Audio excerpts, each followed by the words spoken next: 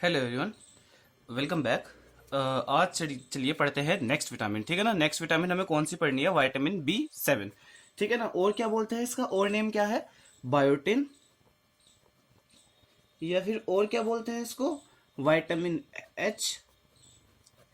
और पहले के लिटरेचर में क्या बोलते हैं इसको? Anti egg white injury factor. ठीक है ना। Anti egg white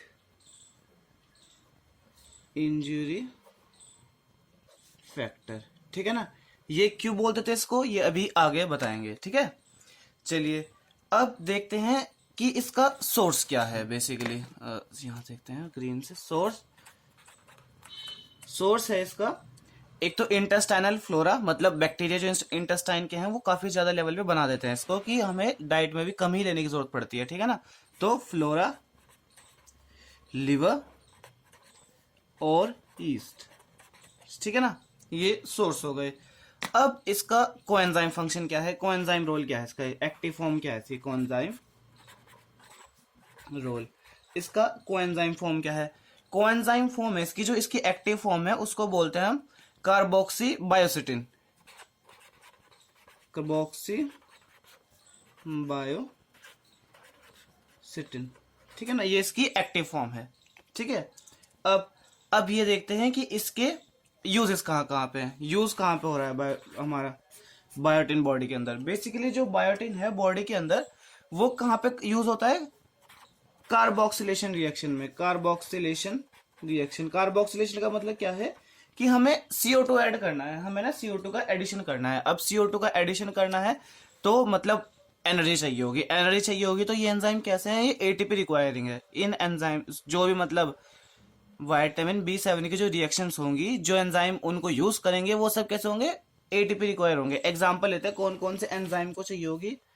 enzyme require B7, जिनको B7 चाहिए अपने फंक्शन के लिए, उन एंजाइम के एक एक करके नाम देखते हैं। ठीक है ना। सबसे पहला है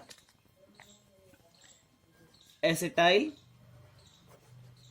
कोए कार्बोक्सिलेज। कार्बोक्सिलेज है ये, है ना। कार्बोक्सी लिख दिया मैंने, कार्बोक्सिलेज है। कार्बोक्सिलेज। ठीक है ना। ये एंजाइम कहाँ का है? ये एंजाइम फैटी एसिड सिंथेसिस का है। अभी आगे जब मेटाबॉलिज्म पढ़ेंगे वहां पे फैटी एसिड सिंथेसिस बताएंगे, वहां पे यूज होता है। ठीक है ना। ये क्या करता है? जैसे ये एसिटाइल को है, एसिटाइल कोए, एसिटाइल कोए के अंदर CO2 का एडिशन करके ये उसको क्या बना देगा? मेलोनाइन कोए, मेलोनिल कोए में कन्वर्ट कर देगा। ठीक है। यहाँ पे और ATP चाहिए होगा, रिएक्शन के लिए ATP चाहिए होगा। दूसरा एग्जाम्पल है प्रोपियोनल कोए कार्बोक्सिलेज। ठीक है। अब इसमें क्या है? जैसे मेरे पास ये है प्रोपियोनिल कोए कार्बोक्सिलेज, मैं इसके अंदर CO2 का एडिशन कर रहा हूं। प्रोपियोनिल कोए, सोचो मेरे पास एक ये सबस्ट्रेट है प्रोपियोनिल कोए, इसके अंदर मैंने CO2 का एडिशन करा और प्रोडक्ट मेरा क्या बन के आया? मिथाइल मेलोनिल कोए। ठीक है। और थर्ड है इसका pyruvate, example carboxylase. Pyruvate carboxylase, ये वाला एंजाइम इसका इंपॉर्टेंट है, ये याद रखना है, वाइवा में भी पूछ लिया जाएगा। ठीक है ना। पायरुवेट सबस्ट्रेट है, पायरुवेट PY लिख रहा हूं मैं। ठीक है ना। जिसमें CO2 ऐड करी और क्या बन गया यहाँ पे? Oxalo acetate. Oxalo acetate. अब इस ऑक्सैलो एसिटेट के दो फंक्शन है इसके, इस एंजाइम के। पहला तो ये कि TCA साइकिल में हेल्प आएगा और दूसरा किस में हेल्प आएगा? ग्लूकोनियोजेनिक पाथवे में, जो कार्बोहाइड्रेट के मेटाबॉलिज्म में आगे बताएंगे। ठीक है ना। अभी फिलहाल इतना याद रखना है। अब क्या बताया कि जो आपको क्या बताया है कि जो ये विटामिन B7 है कहाँ पे इसका रोल होगा? कार्बोक्सिलेशन में रोल होगा इसका। ठीक है। लेकिन क्वेश्चन विटामिन B7 पे जब बनेगा तो कार्बोक्सिलेशन पे नहीं बनेगा। क्वेश्चन बनेगा कि बायोटिन इंडिपेंडेंट कार्बोक्सिलेशन रिएक्शन कौन सी होती है? ऐसी कार्बोक्सिलेशन जिनमें बायोटिन का यूज ना हो। Biotin independent carboxylation, carboxylation independent of biotin. ठीक है ना। ऐसे यहां पे यूज होगा। तो उन रिएक्शंस के एग्जाम्पल हैं। सबसे पहला ये याद रखना है, वाइवा में भी पूछा जाएगा, ठीक है ना, और एग्जाम में भी यहीं से क्वेश्चन बनेगा। पहला एग्जांपल है carbamoyl phosphate synthetase first and second. ये एंजाइम के नेम है। जब ये वाले एंजाइम कार्बोक्सिलेशन करेंगे तब बायोटिन इंडिपेंडेंट कार्बोक्सिलेशन होगा। इसमें जो एक एंजाइम है पहला वो यूरिया साइकिल का है, और दूसरा कहाँ का है, दूसरा आपका पिरिमिडिन सिंथेसिस का है, ठीक है ना। दूसरा एग्जांपल है मैलिक एंजाइम्स।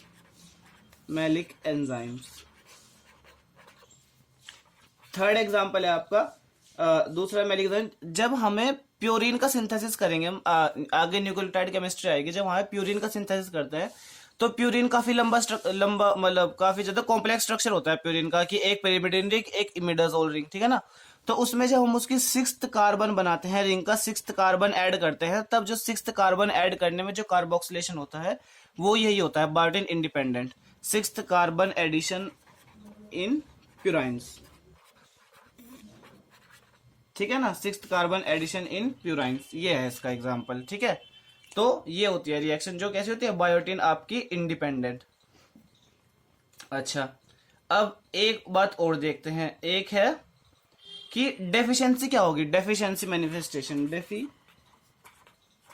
डेफिशिएंसी बायोटिन की डेफिशिएंसी वैसे कम ही होंगी, क्योंकि इंटेस्टाइन का बैक्टीरिया इसको काफी ज्यादा लेवल बना लेते हैं, लेकिन अगर फिर भी होगी तो क्या क्या सिम्टम्स होंगे, जैसे मेंटल प्रॉब्लम्स होंगी, जैसे डिप्रेशन, हेलुसिनेशन वगैरह होगा, ठीक है ना, और रैशेज आएंगे, rashes around nose, eyes etcetera. Nose के, आईज के साइड में क्या आएंगे, आपके रैशेज वगैरह आएंगे। और एक एग्जांपल है, बॉडी के अंदर एक एंजाइम होता है, ये याद रखनी है बात, बॉडी के अंदर एक एंजाइम होता है, एंजाइम का नाम होता है आपका बायोटिडिनेज,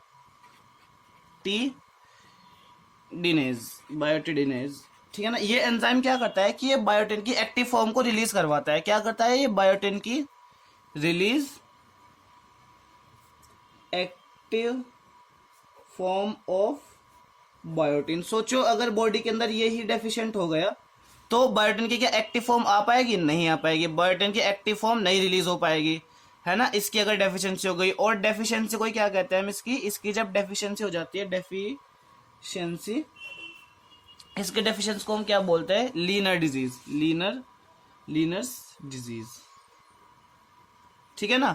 सिर्फ इतना ही था विटामिन B7 के अंदर, ठीक है ना। इसका RDA याद रख लेना, क्योंकि इसका RDA इसलिए इंपॉर्टेंट है, RDA, क्योंकि ये सबसे ज्यादा उसमें चाहिए होता है 200 मिलीग्राम्स, लेकिन वो भी बॉडी के बैक्टीरिया बना देते हैं, तो इसलिए बस इसका याद रख लेना, बाकी की जरूरत नहीं है।